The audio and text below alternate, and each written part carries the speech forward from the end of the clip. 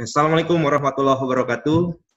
Waalaikumsalam warahmatullahi wabarakatuh. Alhamdulillahirabbil alamin, segala puji bagi Allah atas kenikmatan yang telah diberikan kepada kita semua, sehingga pada hari ini kita masih bisa dipertemukan kembali walaupun dalam dunia virtual atau dunia maya. Alhamdulillah pada kesempatan ini kita kehadiran salah satu pemateri dari UIN Jakarta, Bapak Ade Sofyan. Selamat datang Pak Ade Sofyan. Yang saya hormati Ibu Nihayatul Maskuroh, Dekan Fakultas Ekonomi dan Bisnis Islam UIN SMH Banten, serta rekan-rekan dosen yang saya hormati.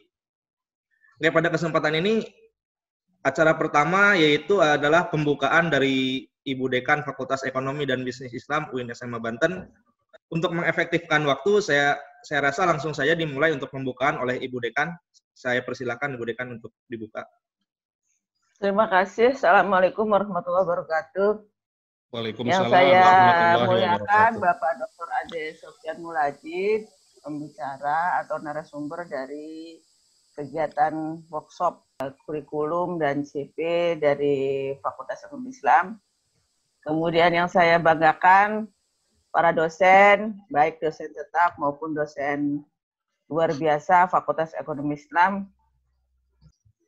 Alhamdulillah wa syukurillah wa la haula wa la quwata illa billah wa ba'du. Puji syukur kita panjatkan kepada Allah Subhanahu wa taala yang telah memberikan nikmat sehat kepada kita sehingga kita bisa bersilaturahmi walaupun di dunia yang virtual, tapi tetap semoga selalu dalam keadaan sehat semuanya. Walaupun COVID lagi sangat-sangat riskan ya buat kita semua. Mudah-mudahan bisa melewatinya dengan baik. Amin. Dan dengan selamat. Kegiatan kita pagi ini adalah tentang workshop, kurikulum, capaian, serta RPS di Fakultas Ekonomi dan Islam. Karena memang walaupun kita secara daring, perkuliahan, kegiatan secara daring, tapi tetap kita harus menjalankan segala kegiatan akademik itu dengan kualitas yang baik, karena emang kita dituntut untuk mencapai akreditasi yang maksimal. Apalagi sekarang ini kan kurikulum itu sudah ada kurikulum kampus merdeka lah segala macam ya, yang memang diperkenalkan kepada para dosen semuanya. Kita mengundang narasumber Dr. Ade Sofyan Mulajid ini, ahlinya lah menurut pandangan Ibu, karena memang waktu di AFEBIS juga yang berkutat di kurikulum, baik prodi ekonomi syariah, perbankan syariah adalah Pak Ade Sofyan, ya, yang sering menghubungi di Kemendag maupun di Diktis maupun di Diktinya.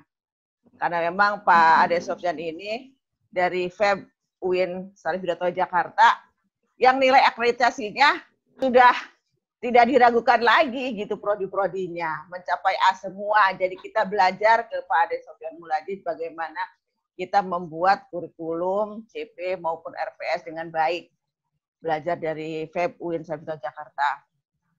Kemudian semoga kegiatan ini nanti bisa disimak dengan baik.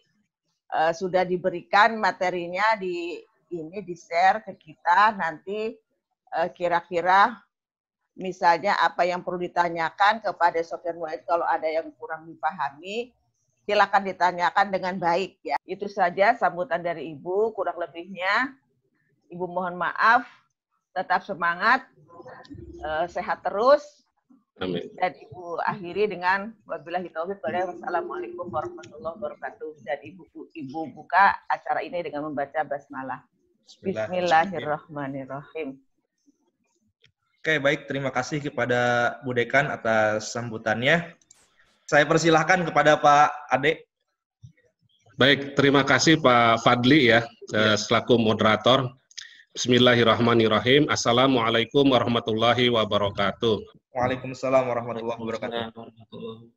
Alhamdulillah wa syukurillah bi nikmatillah. Allahumma sholli ala sayyidina Muhammad wa ala alihi wa sahbihi ajma'in, amma ba'du. Yang saya hormati Dekan Fakultas Ekonomi dan Bisnis Islam UIN SMH Banten, Ibu Dr. Nihayatul Maskuroh. Yang saya hormati para wadek Wakil Dekan 1 Dr. Itang, Wakil Dekan 2 Bapak Dr. Budi Sudrajat, Wakil Dekan 3 Bapak Dr. Evi Syarifuddin. Alhamdulillah, ini sebetulnya teman-teman kita semua ini, alumni UIN Ciputat ya, Ibu Dekan maupun para wadeknya, dan sama-sama kita berjuang di APBIS ya Bu. Kemudian yang saya hormati para ketua jurusan, sekretaris jurusan, dan juga Bapak Ibu dosen, baik dosen tetap maupun dosen tidak tetap. Alhamdulillah saya sangat senang bisa silaturahmi dengan Bapak Ibu semua pada hari ini. Walaupun ini sudah beberapa kali ya Bu, kita reschedule, awalnya kita akan lakukan acara workshop ini secara offline gitu ya. Namun karena kondisi pandemi COVID yang terus meningkat, akhirnya kembali lagi ke secara daring ini. Iya. Memang idealnya untuk workshop kurikulum, apalagi ruang lingkupnya sangat luas ya Bu, Bapak Ibu, karena kita membicarakan kurikulum itu mulai dari visi misi prodi, kemudian capaian pembelajaran, kemudian bahan kajian, kemudian juga membicarakan tentang struktur kurikulum prodi, kemudian pembobotan SKS, sampai pembahasan tentang RPS. Ini memang membutuhkan waktu yang cukup lama. Jadi sebetulnya lebih maslahatnya itu secara offline. Jadi iya, jadi hasilnya, manfaatnya itu bisa langsung dirasakan untuk prodi. Jadi yang sering ditanya ketika visitasi akreditasi itu adalah temuan terkait dengan RPS yang sesuai dengan KKNI gitu ya. Nah, sebetulnya saya sangat ingin sekali untuk sharing dengan teman-teman dosen ya, termasuk juga dengan Kajur dan Sekjur, untuk bagaimana kita itu tidak lagi punya hutang sama asesor. Setiap kali visitasi selalu diminta apakah udah menyusun struktur kurikulum dan bahan kajian sampai ke RPS itu sesuai dengan pedoman penyusunan kurikulum berdasarkan KKNI gitu. Karena itu terstruktur Bu di dalam buku pedoman penulisan penyusunan kurikulum itu, mulai dari visi misi prodi sampai ke RPS gitu. Nah, seperti yang saya sudah share ke Bapak Ibu, slide saya itu cukup banyak, kurang lebih ada 17 atau 16 itu. Nah, itu kalau disampaikan melalui daring, ya secara online ini, mudah-mudahan efektif. Ya, mudah-mudahan.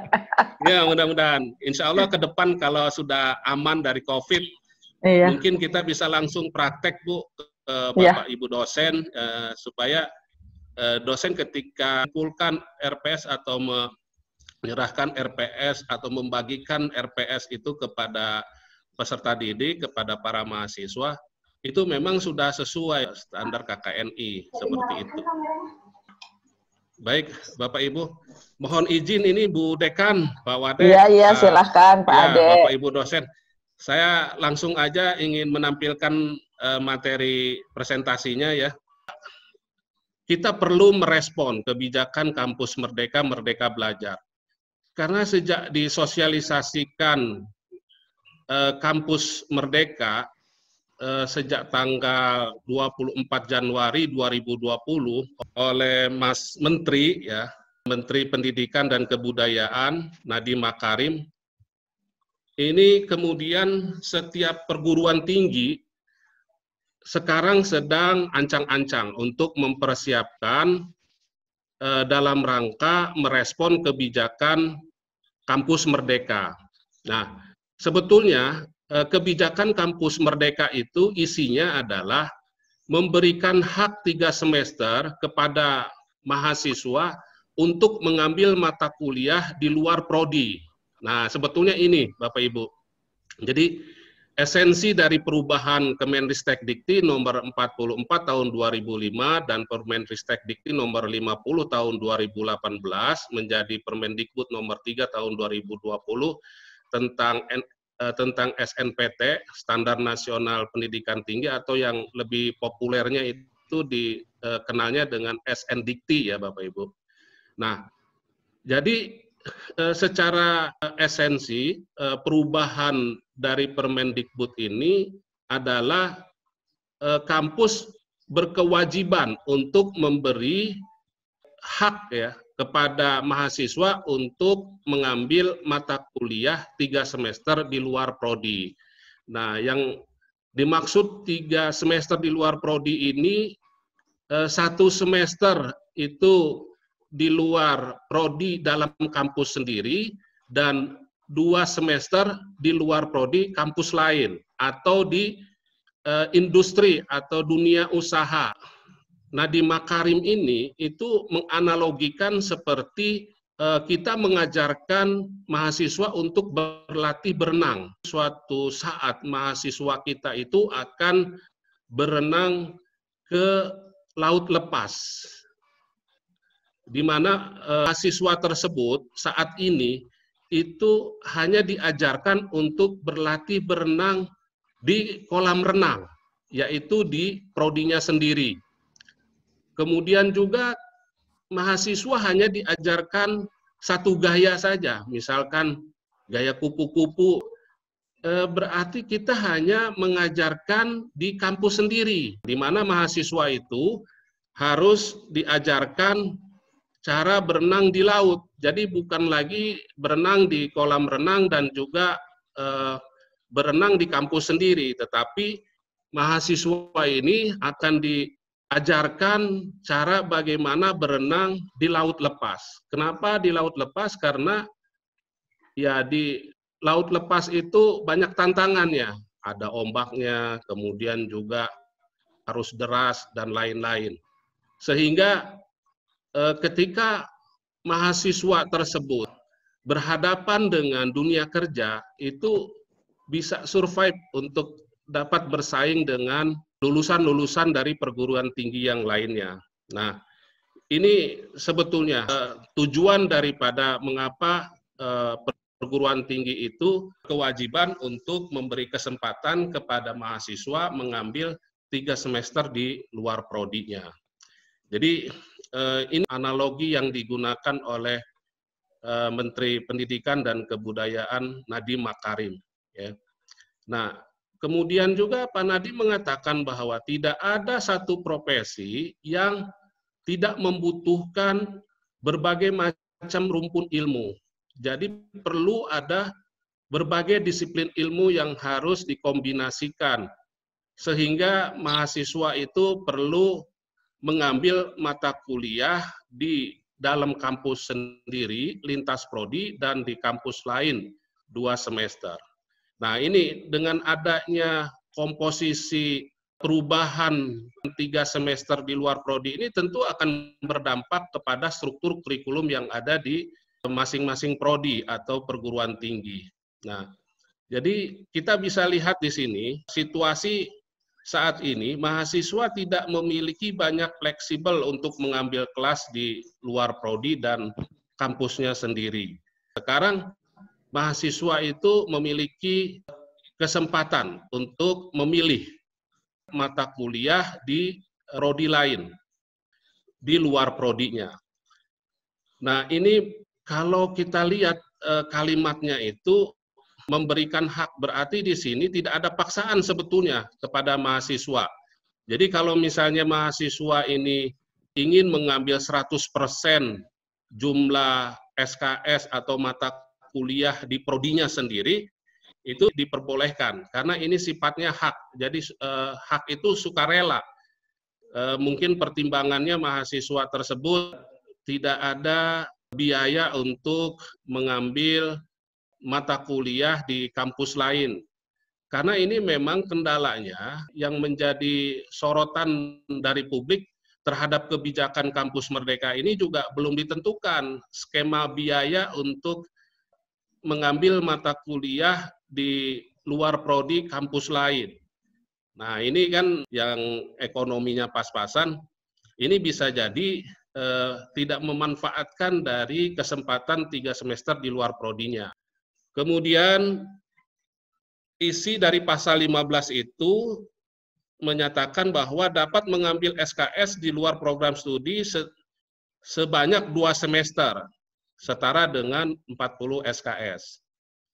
Nah, ini di luar perguruan tinggi yang tadi saya katakan, ini juga masih banyak problem, di mana pimpinan perguruan tinggi rektor ini tentu harus melakukan MOU, dan dekan fakultas ini harus melakukan MOA dengan perguruan tinggi yang lain. Misalnya UIN SMH Banten itu melakukan MOU dengan Universitas Indonesia atau dengan UGM ataupun juga dengan perguruan tinggi yang lain. Nah, ini kan tentu untuk melakukan MOU ini kan juga tidak mudah. Ditambah lagi dapat mengambil SKS di prodi yang berbeda di perguruan tinggi yang sama sebanyak 1 semester. Kalau UIN Jakarta itu ada namanya Pustipanda yang menangani IT dan juga pengelolaan data akademik. Ini sering terjadi ada jangankan ini untuk terkait dengan ambil mata kuliah di lintas prodi kampus UIN, ini terkait dengan kode mata kuliah yang diberikan kepada mahasiswa di masing-masing prodi ini saja masih sering ada masalah gitu. Nah, apalagi kalau misalnya ini nanti Pustipanda harus melakukan perbaikan sistem supaya ini bisa support dengan kebijakan Kampus Merdeka. Kemudian berdasarkan perjanjian kerjasama antara PT dan perguruan tinggi atau dunia usaha atau industri yang terkait dan hasil kuliahnya diakui melalui mekanisme transfer SKS. Nah, ini juga masih ada pertanyaan, kalau misalnya mahasiswa melakukan magang di dunia usaha, apakah ini nanti mahasiswa akan diterima untuk melakukan magang di industri tersebut? Nah, ini kan berarti pimpinan perguruan tinggi dalam hal ini rektor, ini memang harus banyak membuat MOU dengan industri, supaya mahasiswa itu tidak kesulitan ketika mereka melakukan magang di berbagai industri tersebut. Sekarang kan PT KIN ini belum ada yang berbadan hukum PTNBH. Nanti akan terkendala dengan regulasi, karena BLU itu tidak bisa melakukan MOU begitu saja dengan industri. Hanya bisa perguruan tinggi yang berbadan hukum PTNBH seperti UI, UNPAD, IPB, dan lain-lain. Nah, ini berarti belum meratanya status badan hukum PTNBH di perguruan tinggi. Apalagi di PT KIN ini kan masih banyak yang berbadan hukum satker, satuan kerja seperti IAIN atau STAIN. Nah, ini bagaimana kalau misalnya rektor ingin melakukan kerjasama dengan badan usaha. Nah, ini. Jadi sebetulnya masih banyak PR yang harus dibentuk karena butuh ekosistem yang bisa mendukung terhadap kebijakan Kampus Merdeka ini. Berikutnya lagi, situasi saat ini bobot SKS untuk kegiatan pembelajaran di luar kelas ini sangat kecil dan tidak adil bagi mahasiswa yang sudah mengorbankan banyak waktu. Nah, sekarang ini tentu dengan kebijakan Kampus Merdeka, SKS itu wajib diambil di prodi asal adalah sebanyak 5 semester dari 8 semester total keseluruhan yang harus diambil oleh mahasiswa. Berarti di sini mahasiswa itu hanya mengambil mata kuliah 5 semester di prodi asalnya. Nah, 3 semesternya lagi itu bisa diambil di luar. Saya kira ini 3 semester di luar prodi asalnya itu cukup mahasiswa itu untuk melakukan berbagai macam kegiatan yang bermanfaat yang mendukung terhadap kompetensi lulusan dari prodi tersebut. Misalnya mahasiswa itu mengembangkan aplikasi startup, bisnis online gitu. 1 tahun itu bisa digunakan untuk mengembangkan startup tersebut. Berlaku hanya bagi program sarjana dan tidak berlaku untuk prodi kesehatan. Nah, ini untuk prodi kesehatan itu tidak termasuk dari kebijakan kampus merdeka ini. Karena prodi kesehatan ini kan tentu infrastrukturnya itu membutuhkan laboratorium, kemudian juga tenaga pendidik yang memang latar belakang pendidikannya itu di bidang kesehatan. Berikutnya lagi, di banyak kampus, pertukaran pelajar atau praktek kerja justru menunda kelulusan mahasiswa. SKS diartikan sebagai jam kegiatan, jadi bukan jam belajar. Nah, jadi kegiatan di luar itu bisa diakui sebagai kegiatan belajar. Jenis kegiatan yang bisa dilakukan oleh mahasiswa 2 semester di luar kampusnya. Misalkan ada pertukaran pelajar di perguruan tinggi yang ada di Singapura. Ini juga bisa diakui sebagai kegiatan belajar yang ada bobot SKS-nya. Kemudian juga ada proyek di desa tertinggal misalnya. Itu juga bisa dimasukkan sebagai kegiatan belajar mahasiswa di luar kampus. Kemudian wirausaha, riset, studi independen, kegiatan belajar, kegiatan mengajar di daerah terpencil. Ini juga kalau ada mahasiswa yang minat untuk membangun desa di daerah pelosok gitu, ini juga bisa. Berikutnya lagi, daftar kegiatan yang dapat diambil oleh mahasiswa dalam 3 semester itu dapat dipilih dari program yang ditentukan oleh pemerintah, program yang disetujui oleh rektor. Nah, ini. Jadi nanti yang bisa approve terhadap kegiatan 2 semester di luar kampus itu adalah kegiatan yang memang sudah disetujui, baik oleh pemerintah maupun oleh rektor.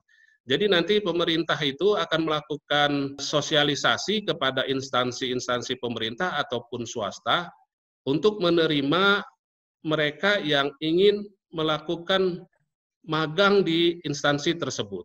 Pemerintah dalam hal ini Kementerian Pendidikan dan Kebudayaan itu sedang menyiapkan aturannya. Rektor juga nanti akan membuat kebijakan aturan yang ini nanti bisa dilakukan kerjasama berupa MOA oleh dekan-dekan fakultas yang ada di perguruan tinggi tersebut.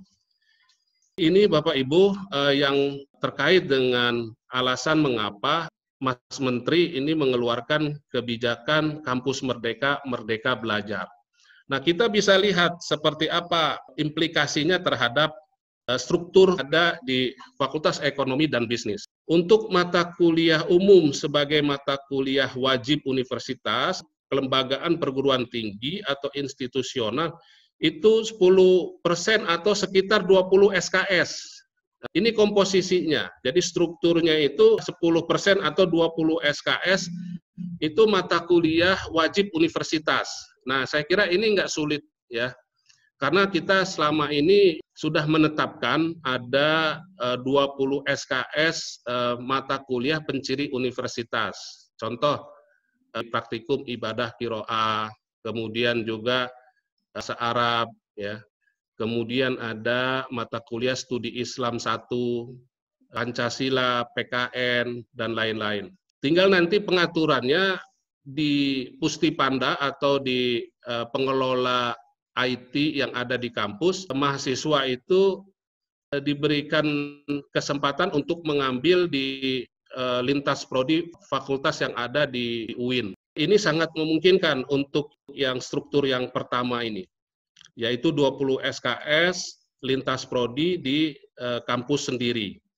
Kemudian ada lagi mata kuliah inti program studi sebagai mata kuliah wajib prodi untuk mencapai CPL utama kompetensi mayor, yaitu 50% atau sekitar 80 SKS. Nah, ini yang mungkin PR berat bagi prodi untuk merestrukturisasi mata kuliah inti prodi yang mana yang bisa ditawarkan kepada mahasiswa untuk mengambil di prodi masing-masing. Yang berikutnya ini mata kuliah lintas prodi 1 sebagai mata kuliah wajib fakultas lintas prodi dalam perguruan tinggi untuk mencapai CPL tambahan kompetensi minor 10% atau sekitar 20 SKS. Nah, ini untuk mata kuliah lintas prodi 1 yang merupakan mata kuliah wajib fakultas ini juga bisa ditawarkan. Contoh untuk mahasiswa Fakultas Ekonomi ini saya kira membutuhkan kompetensi ilmu lain, SI misalnya, sistem informatika, bagaimana cara membuat sistem aplikasi ini saya kira bisa ditawarkan kepada mahasiswa Fakultas Ekonomi. Ini mungkin banyak yang berminat untuk mengembangkan talentanya di bidang entrepreneur. Yang terakhir ini mata kuliah lintas prodi kedua sebagai mata kuliah wajib prodi. Lintas prodi di luar PT itu untuk mencapai CPL tambahan kompetensi minor adalah 25% atau sekitar 40 SKS. Itu diambil di luar prodi kampus lain. Jadi ada 40 SKS. Kalau 40 SKS ya 2 semester. Kemudian di sini kalau kita ingin melakukan revisi kurikulum, kita bisa mengacu kepada ketentuan dan aturan yang terkait dengan kurikulum. Yang pertama, Undang-Undang Nomor 12 Tahun 2012 tentang Pendidikan Tinggi. Kemudian Perpres Nomor 8 Tahun 2012 tentang KKNI, Peraturan Dirjen Pendis. Nah, ini saya kira setiap prodi yang berada di bawah naungan Kementerian Agama harus merujuk kepada Perdirjen Pendis Nomor 2500 Tahun 2018. Termasuk juga ini terkait dengan panduan pengembangan kurikulum untuk PTKIN. Saya mengatakan adalah sebagai buku wajib yang harus dipedomani oleh setiap prodi yang ada di bawah naungan Kementerian Agama. Ini Bapak Ibu mungkin ada yang sudah memiliki ya. Saya tampilkan cover peraturannya, itu gambarnya seperti ini. Sebetulnya bisa di-download ya di internet, asal kita ketik aja Perdirjen Pendis nomor 2500 dan 706 terkait dengan panduan pengembangan kurikulum prodi PTKIN. Peraturan Dirjen Pendis nomor 2500 itu bukan hanya untuk prodi di bawah PEBI aja, tapi juga termasuk prodi yang ada di fakultas-fakultas yang lain yang berada di bawah Kementerian Agama. Kemudian Permendikbud nomor 3 tahun 2020 di dalam pasal 15 tadi terkait kewajiban perguruan tinggi untuk memberikan 3 semester di luar prodi. Setiap ada revisi kurikulum mengundang pelaku usaha menyesuaikan dengan pasar kerja lulusan. Kira-kira apa mata kuliah yang penting untuk dimasukkan di dalam kurikulum prodi. Nah, jadi inilah dasar revisi dari kurikulum. Nah, dokumennya itu berupa visi misi, kemudian juga profil lulusan, capaian pembelajaran, kemudian juga sampai kepada penilaian. Nah, ini yang akan saya sampaikan nanti. Ini hanya sebagai ilustrasi aja. Saya mengambil dari UIN Jakarta, Fakultas Ekonomi dan Bisnis. Di sini contohnya adalah program studi perbankan syariah, yang nanti ini akan diminta oleh asesor Ban PT pada saat visitasi itu, apakah prodi sudah memiliki dokumen KKNI. Nah, ini lengkapnya itu ada struktur kurikulum, kemudian bahan kajian, kemudian pemetaan distribusi mata kuliah per semester, sampai kemudian RPS. Nah, kalau udah memiliki seperti ini, saya kira pada saat akreditasi itu aman, jadi tidak ada temuan. Masih ada beberapa dosen yang menyerahkan berupa silabus atau SAP.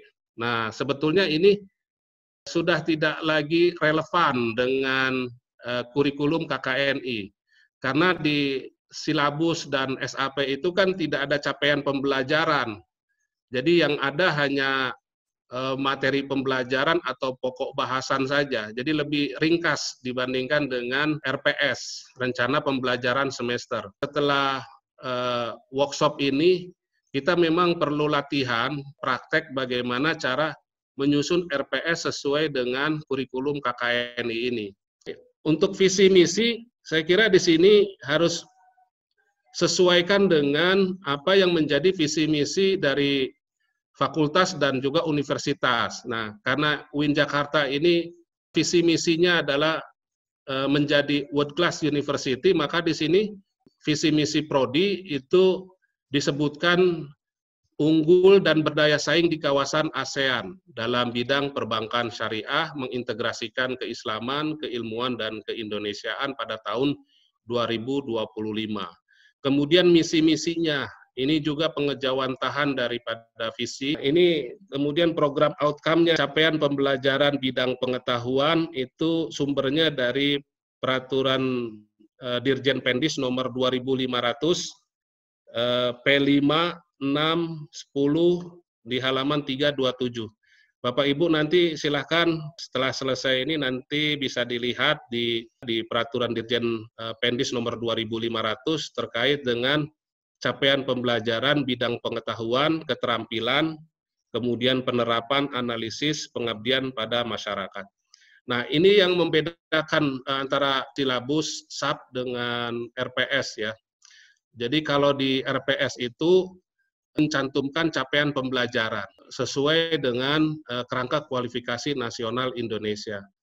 Jadi kalau mahasiswa dikatakan kompeten itu harus memiliki kemampuan di bidang kognitif, afektif, dan psikomotorik, atau biasa sering disebut dengan dikatakan kompeten kalau memiliki sikap tata nilai, kemudian pengetahuan dan keterampilan, baik itu keterampilan umum maupun keterampilan khusus. Nah, berikutnya lagi, nah ini yang kedua setelah tadi menjelaskan tentang visi misi prodi, yang kedua itu harus ada di dalam dokumen kurikulum itu menuliskan profil lulusan.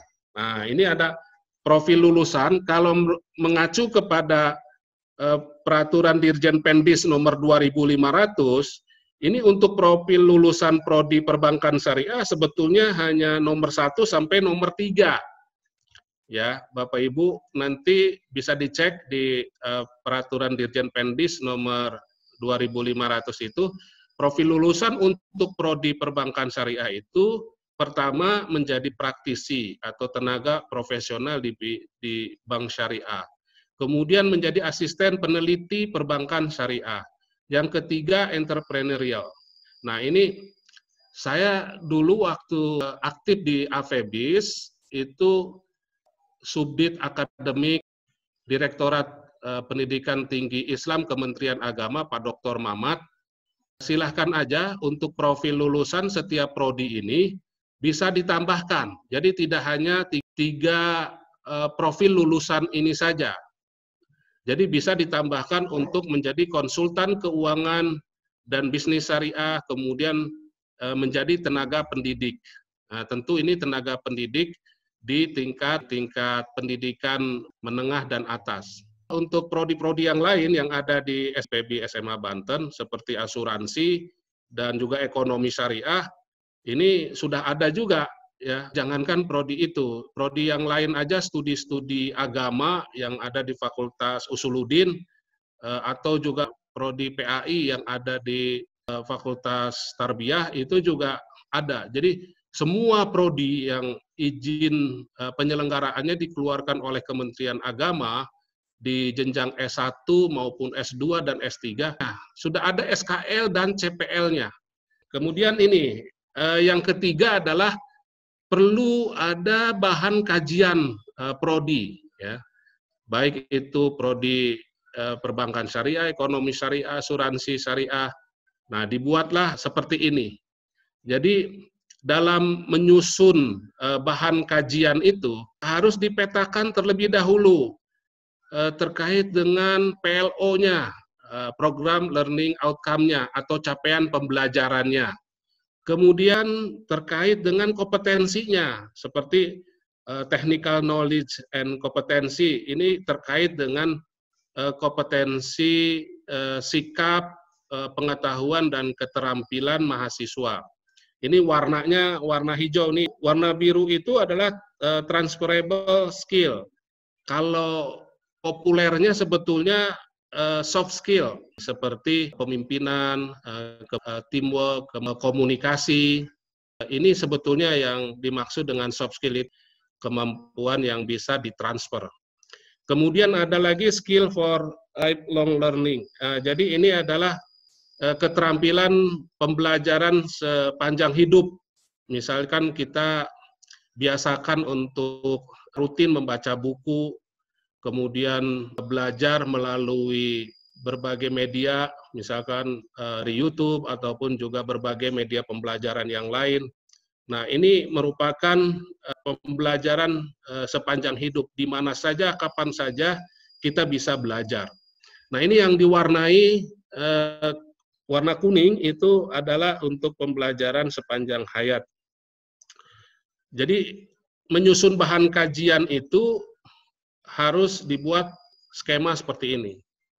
Yang berikutnya lagi, nah ini yang disebut dengan pembobotan SKS dan termasuk juga bahan kajian. Bagaimana cara menghitung bobot SKS? Ini saya sudah berikan contoh, ya. Misalkan di sini capaian pembelajaran prodinya adalah bagaimana mahasiswa itu menguasai landasan normatif dalam pengelolaan pasar modal syariah, manajemen keuangan, kemudian lembaga keuangan syariah. Nah, ini bahan kajiannya itu adalah pengenalan pasar uang dan pasar modal. Sebetulnya ini materi pembelajaran atau pokok bahasan ini. Jadi pokok bahasan ini menjadi bahan kajian. Nanti bisa dilihat untuk pokok bahasan pengenalan pasar uang dan pasar modal syariah ini, keluasannya itu berapa SKS. Misalnya keluasannya 2 SKS, kedalamannya 2 SKS, bobotnya 4.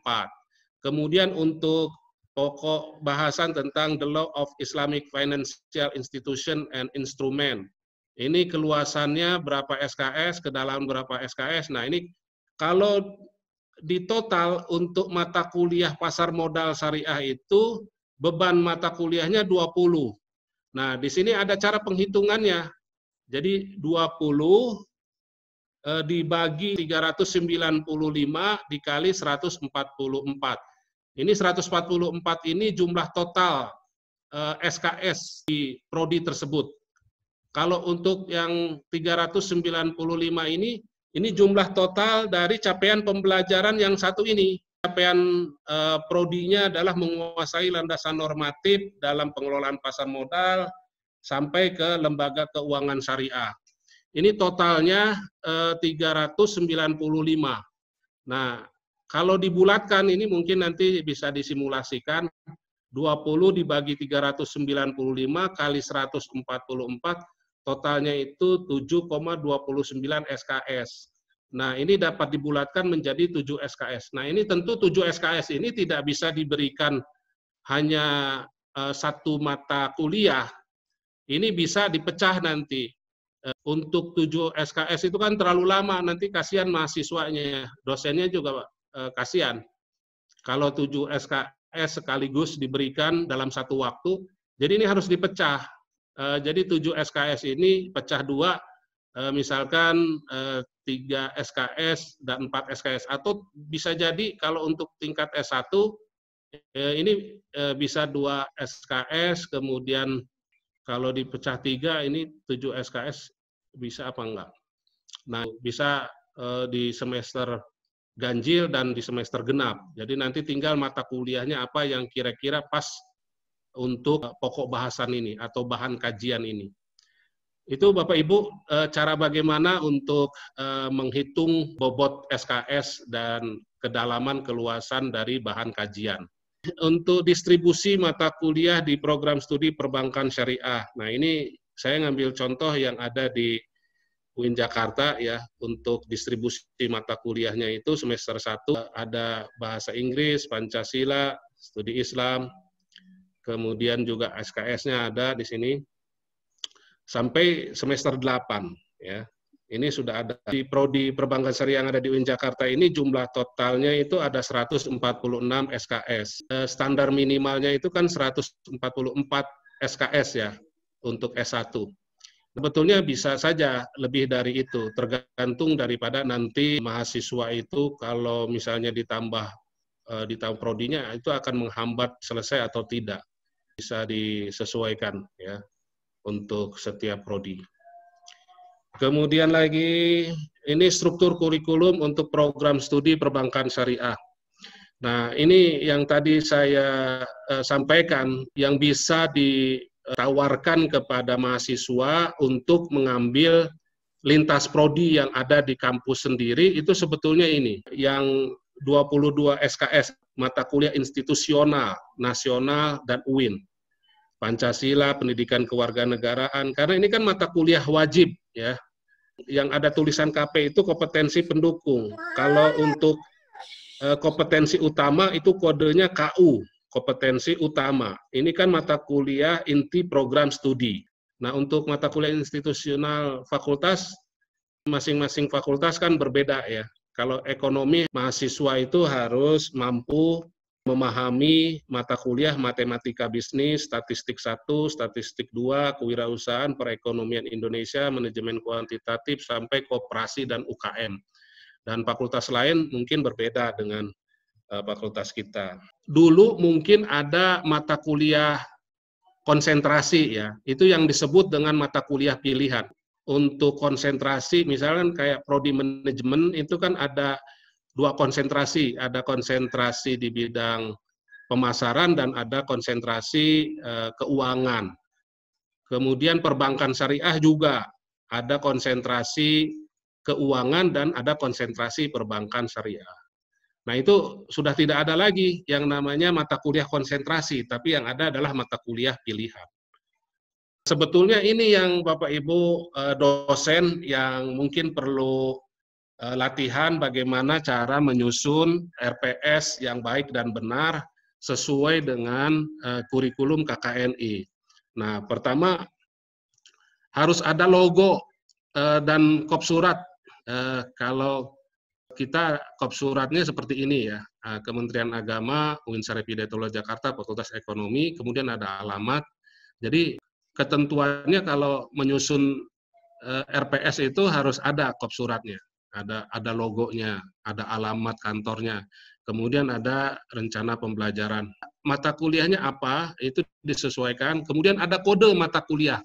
Nah, kalau di UIN Jakarta, itu kode mata kuliah itu sudah ada tertera di setiap agenda perkuliahan atau absen yang bisa kita akses melalui AIS, Academic Information System.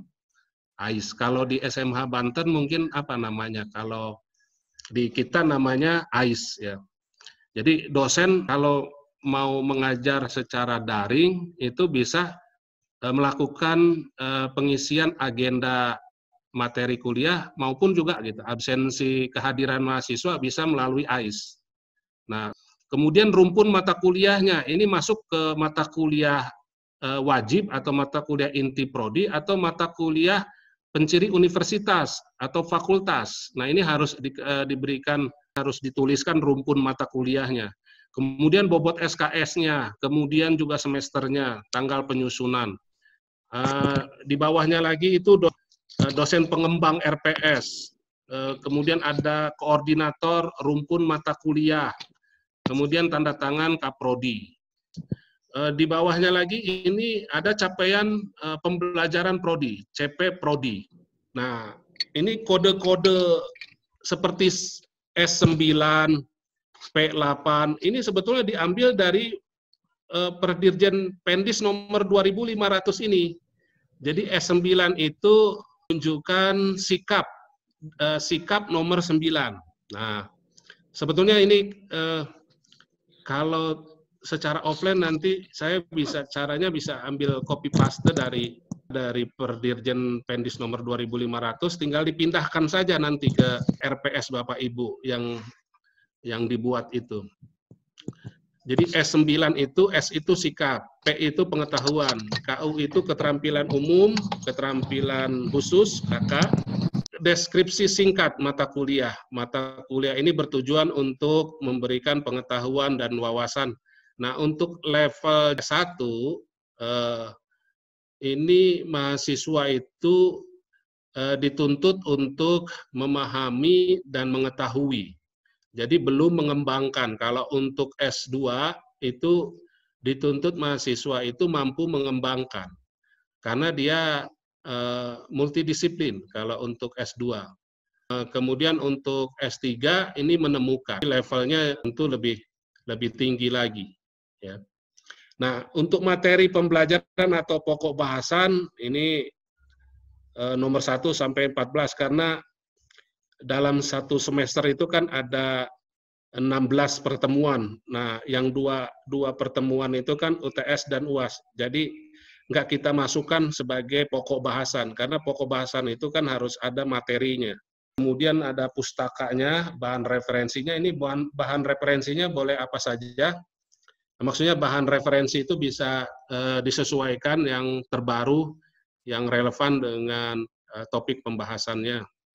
Kemudian media pembelajaran. Nah, sekarang karena memang sistem PJJ ya, pembelajaran jarak jauh, ya kita bisa menggunakan berbagai macam media ini yang ada, bisa WhatsApp, bisa YouTube. Nah, saya kira dosen-dosen sekarang kreatif ya, PJJ itu punya channel YouTube yang ini bisa jadikan panduan untuk mahasiswa mempelajari materi pembahasan yang sudah dibahas oleh dosen dan juga mahasiswa. Jadi channel YouTube ini saya kira media yang efektif sekarang ini karena generasi milenial ini kan sangat familiar dengan YouTube ini.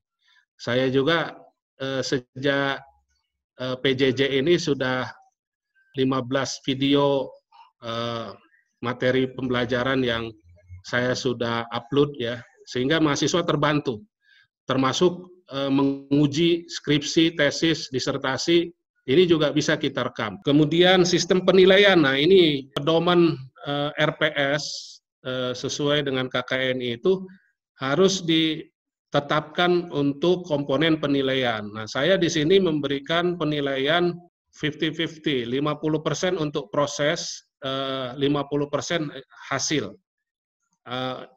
Untuk proses ini pertama dari partisipasi kelas atau kehadiran itu 5%. Kemudian tugas kelompok seperti membuat makalah dan presentasi. Kemudian tugas pribadi, sikap, kemudian ada kuis ya. Nah, ini kalau di total itu 50%. Ada pembobotan, jadi mahasiswa apalagi kan fasilitas di AIS itu sangat membantu ya. Di AIS itu kalau misalkan mahasiswa mau mengirimkan tugas individu, misalnya meresum materi yang sudah dibahas dalam video YouTube, itu mereka bisa upload ke AIS. Jadi dosen tidak usah menyimpan file. Norma akademik ini juga harus ada di dalam penyusunan RPS. Misalkan ketentuan yang diperbolehkan untuk mahasiswa mengikuti UTS dan UAS, mereka yang kehadirannya itu minimal 75%. Kemudian juga kegiatan pembelajaran dilakukan sesuai dengan jadwal yang ditetapkan. Kemudian pengumpulan tugas harus on time. Kemudian ada lagi kalau misalkan melakukan kecurangan-kecurangan. Nah, ini mahasiswa dengan diberikan norma akademik ini tentu mahasiswa itu akan bertanggung jawab terhadap tugas yang diberikan oleh dosen. Kemudian juga di sini ada mulai dari pertemuan pertama sampai pertemuan yang ke-16, ini kita sudah buatkan. Misalkan di sini kompetensi dasarnya menjelaskan ruang lingkup, bank dan lembaga keuangan. Kemudian materi pokok bahasannya, yang pertama pendahuluan. Sumber belajarnya, tadi saya katakan free reference, itu artinya tidak terbatas kepada bahan pustaka yang ada di yang saya tulis tadi di atas. Jadi tidak hanya itu, silahkan boleh misalkan referensi yang terbitan buku yang terbaru itu bisa dimasukkan ke sumber belajar. Kemudian untuk learning application-nya ini bisa menggunakan virtual karena sekarang PJJ ya, jadi bisa melakukan virtual menggunakan WA, kemudian juga bisa dengan kolaboratif. Ini bisa menggunakan webinar, Zoom, dan lain-lain. Kemudian ini juga sama pendekatan metodenya.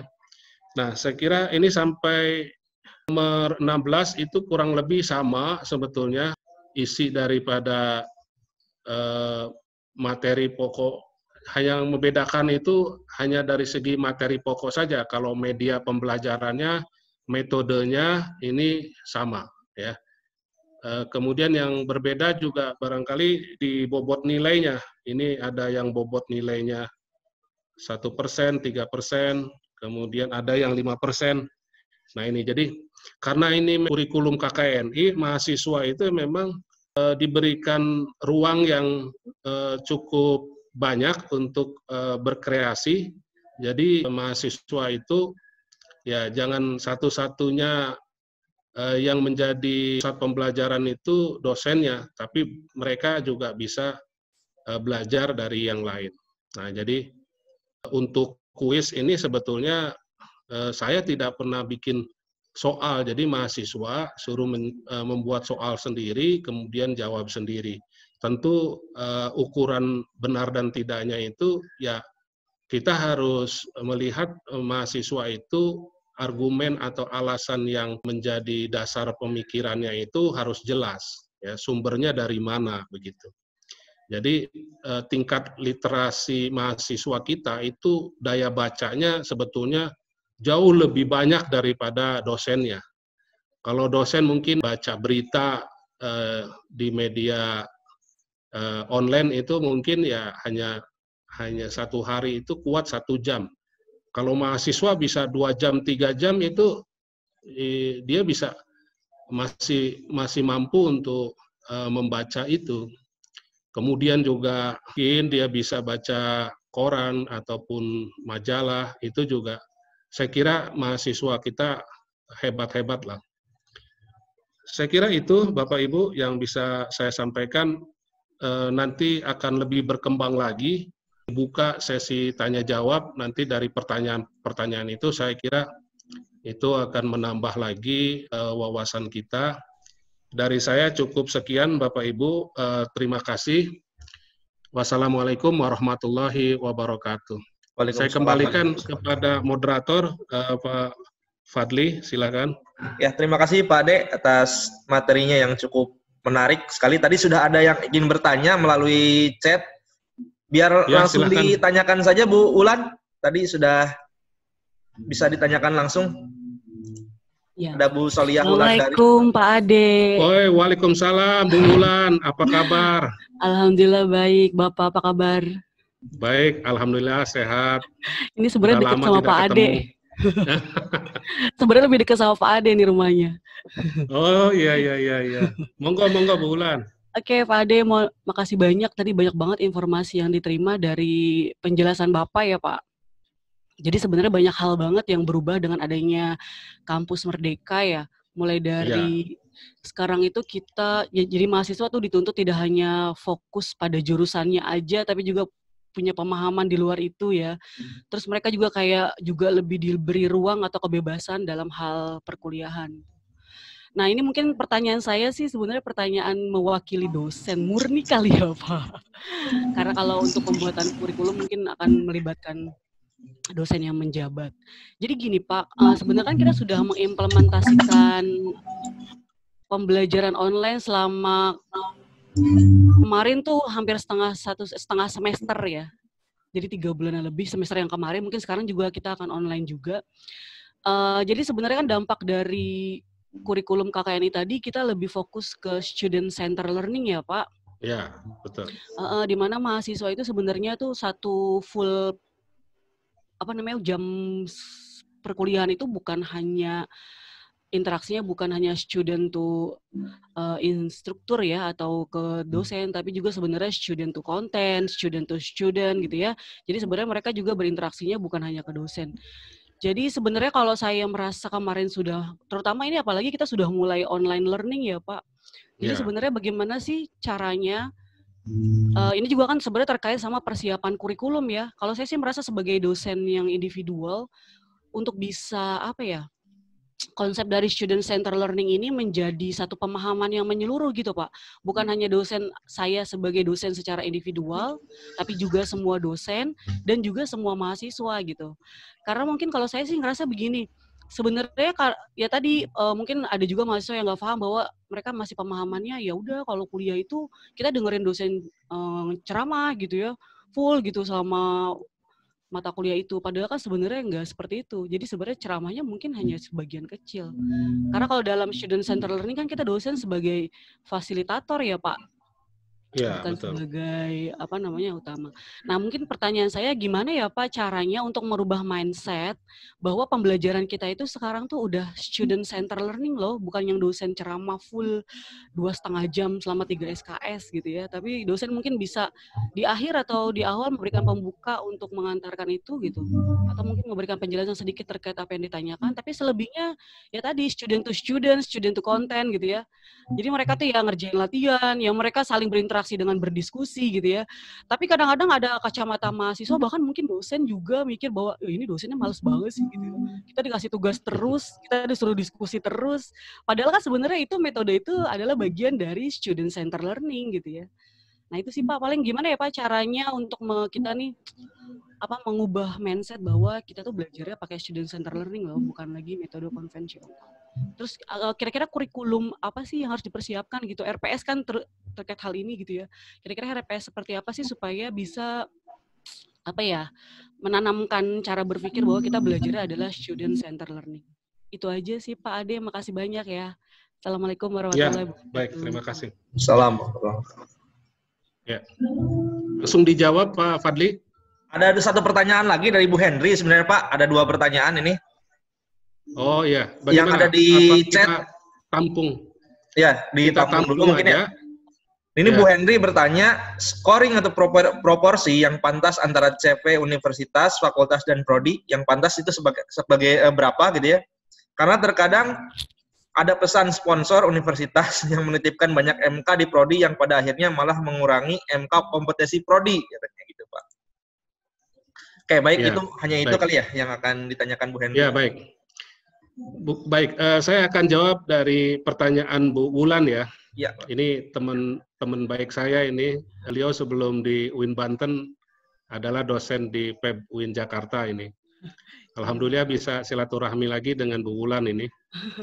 Ya, jadi sebetulnya tujuan dari Kampus Merdeka itu dalam rangka untuk social engineering, bagaimana supaya mahasiswa itu tidak hanya dosen itu sebagai pusat pembelajaran, tetapi justru mahasiswa ini yang menjadi pusat pembelajaran. Sebetulnya kebijakan Kampus Merdeka itu dalam rangka untuk itu, Bu Wulan. Jadi yang dulu mungkin ya dosen itu segalanya, sekarang ini sudah tidak lagi. Jadi dosen itu hanya memfasilitasi saja. Silahkan berkreasi selama itu dibimbing di bawah pengawasan dosen. Nah, jadi dosen di sini dalam kebijakan Kampus Merdeka itu sebagai pembimbing, sebagai pendamping, gitu ya. Jadi bukan lepas begitu saja. Tentu kalau Kampus Merdeka itu kebebasan sepenuhnya kepada mahasiswa, tidak di bawah arahan dan bimbingan dosen, ini nanti ya tidak terkontrol. Ya. Sebetulnya Pak Nadiem Makarim ini juga bisa memiliki bisnis aplikasi startup ya di bidang Gojek itu. Kalau dia bercerita itu sebetulnya awal mulai ini tugas dari dosen ya. Bagaimana mahasiswa itu di akhir perkuliahan ini ada yang bisa dipresentasikan ke depan dosennya gitu ya. Ya bentuknya ya karena memang jurusannya di bidang bisnis gitu ya. Waktu di Harvard University. Nah, ini ini hasil daripada tugas kuliah dari dosennya sebetulnya, yang sekarang kemudian menjadi sebuah perusahaan yang besar gitu ya, startup ini.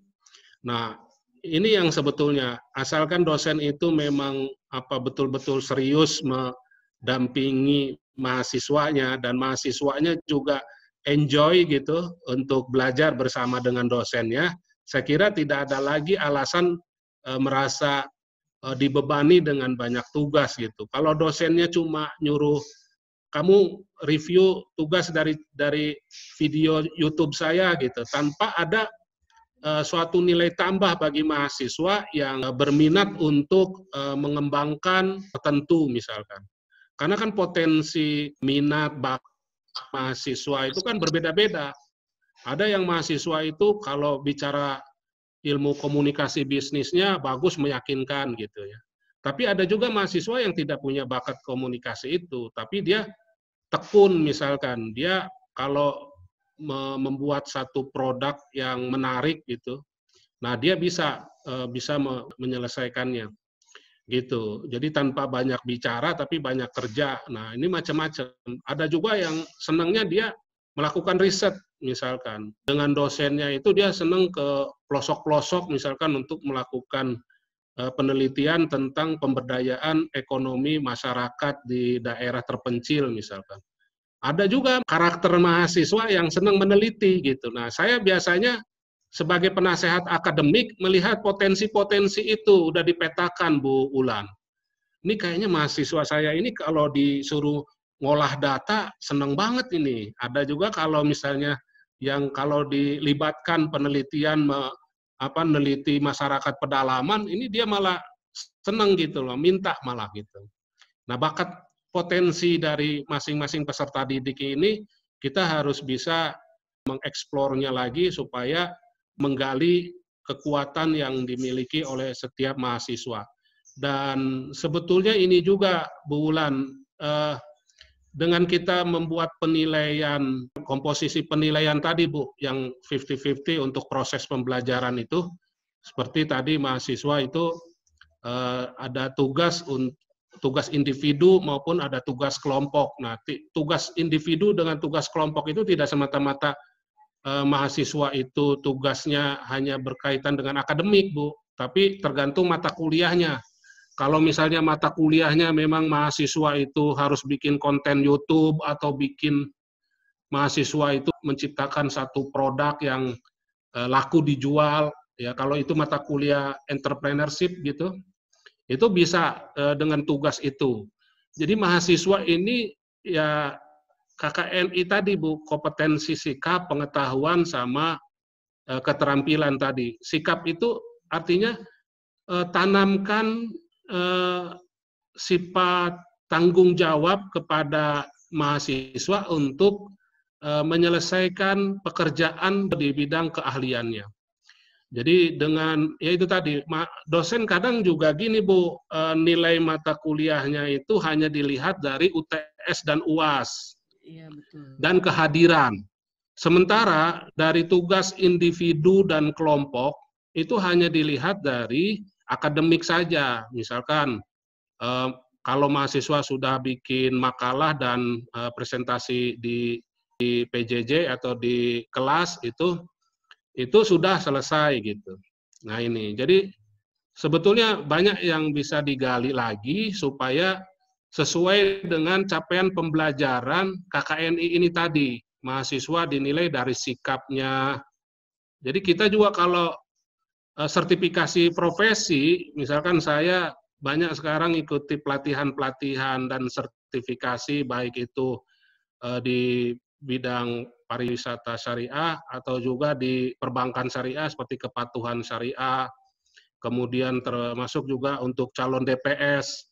Nah itu bisa dikatakan kompeten itu kalau kita bisa analisis studi kasus, misalnya kayak kalau jadi calon DPS harus bisa memberikan opini syariah. Misalkan ada seorang nasabah datang ke bank syariah mengajukan pembiayaan untuk misalkan resepsi pernikahan. Nah itu sebagai calon DPS, ketika ada kasus seperti ini, analisisnya itu harus jalan. Ini kalau misalkan pengajuan untuk resepsi pernikahan itu akadnya pakai akad apa ya?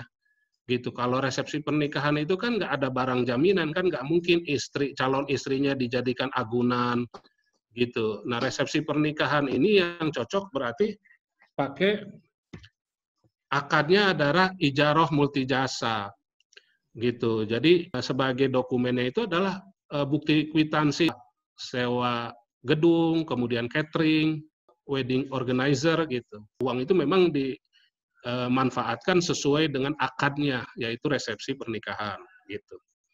Nah, sebetulnya itu sekedar sharing aja Bu Soliah. Mungkin Bu Soliah itu sudah lebih jago lah untuk memberikan proses pembelajaran yang sesuai dengan kompetensi yang diharapkan gitu. Saya kira itu Bu Soliah. Nanti kalau misalnya ada yang kurang-kurang, kita bisa ngobrol lagi di lain waktu. Iya. Berarti intinya sebenarnya active learning itu bisa menstimulus potensi mahasiswa ya Pak. Jadi kita sebagai dosen harus peka kali ya terhadap potensi mahasiswa kita ya.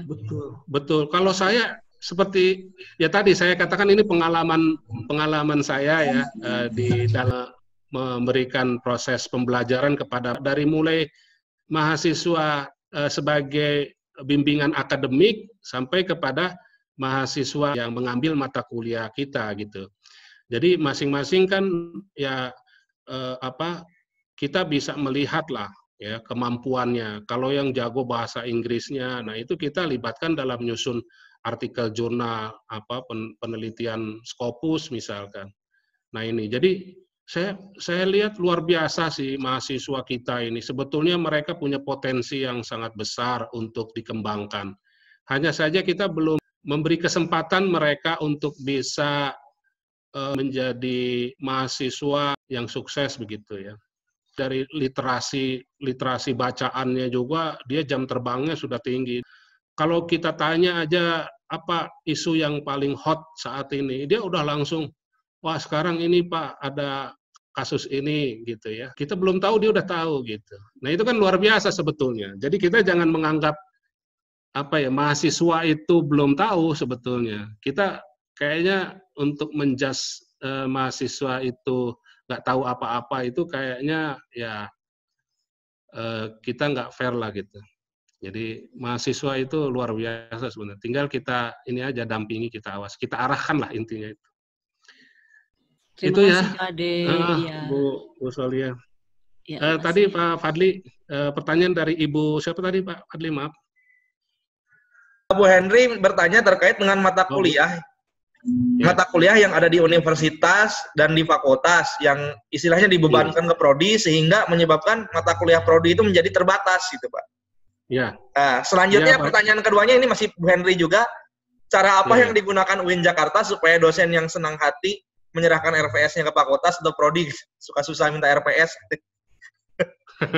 Ya gitu aja. Bu Henry ini Kaprodi atau Kaprodi Perbankan Syariah kebetulan Pak.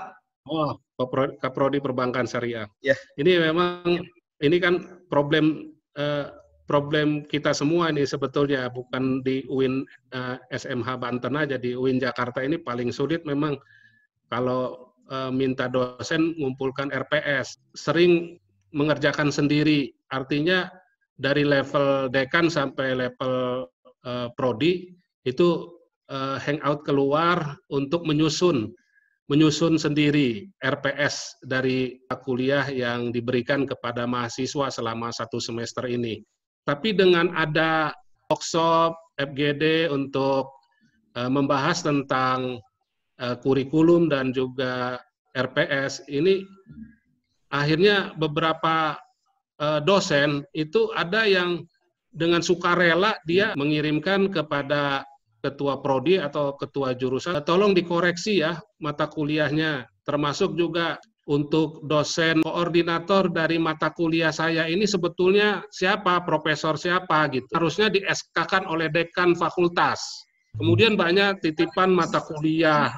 Sebetulnya kalau merujuk kepada KKNI itu yang harus dijadikan landasan itu adalah capaian pembelajaran lulusan. Jadi semakin dekat mata kuliah tersebut dengan capaian pembelajaran prodi dan juga profil lulusan atau standar kompetensi lulusan, ini sebetulnya menjadi sebagai argumen kita gitu. Kalau misalnya mata kuliah ini tidak ada hubungannya dengan kompetensi lulusan prodinya, ya untuk apa kita paksakan? Saya kira itu jawabannya. Kalau ada yang kurang-kurang, ya nanti kita bisa diskusi lagi gitu di lain kesempatan. Baik. Saya kira gini Pak Fadli, Iya, Pak. mungkin usulan saya memang ini text time ya, nggak bisa hari ini kita adain workshop, apalagi secara online saya nggak maksimal karena sebetulnya saya pengen langsung simulasi gitu loh. Yeah. Jadi kalau dosen pengampu mata kuliah seluruhnya hadir, itu caranya mudah banget gitu loh. Bagaimana cara membuat RPS yang baik dan benar sesuai dengan kurikulum KKNI. Seperti tadi, buku wajibnya kita sudah ada. Tinggal kita ini saja, misalnya mata kuliah Bapak Ibu apa nih? Mau statistik, ekonomi makro, mau akuntansi, atau mau asuransi syariah, atau apa. Itu kan sudah ada semua sebetulnya CP-nya itu. Setiap prodi. Nah itu tinggal di copy paste, kemudian ditaruh untuk capaian pembelajaran mata kuliah ini, sikap nomor berapa, pengetahuan berapa, kemudian sama keterampilan umum dan khusus berapa, kodenya itu berapa begitu.